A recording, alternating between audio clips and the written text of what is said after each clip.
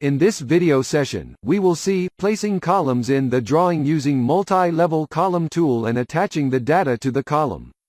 Multi-level column and single-level column are the two tools to place the columns in the drawing area. Multi-level column tool places columns at multiple levels. Let us add 6 levels to the project file using the level tool.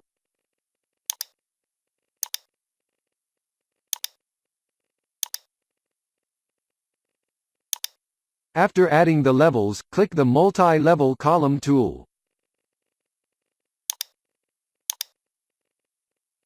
In the dialog box, click Select Grid text box. You can see all the grid points in the list. We have to select the grid point to place the column. Let us select the A1 point. The foundation box displays the foundation size which is there on the A1 grid. This place remains blank in case there is no foundation. In the table, select the column size. Select the base level as level 1. The base offset value as -500 mm. Select the top level as level 2. 0 be the offset value for top, X and Y offsets. Type C1 as the user name.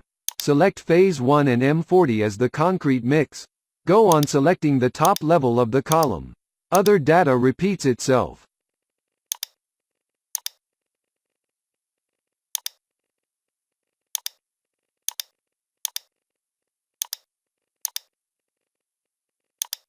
Click the OK button to place the columns.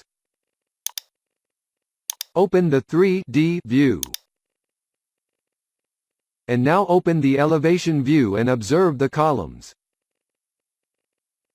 The foundation on A1 moves below level 1 by 500 mm.